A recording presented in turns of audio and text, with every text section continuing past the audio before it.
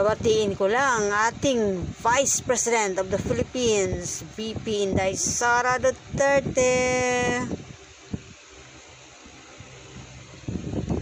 So, nagdeklara na nga ang Supreme Court about sa impeachment ni VP Inday Sara Duterte.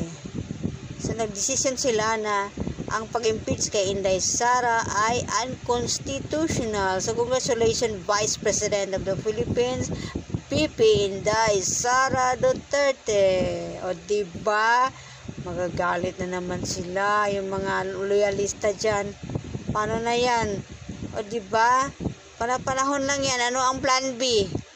O, diba? Martin Romualdez, ano ang plan B natin, mga, dyan, congressman, mga quadcom? Diba? Good night!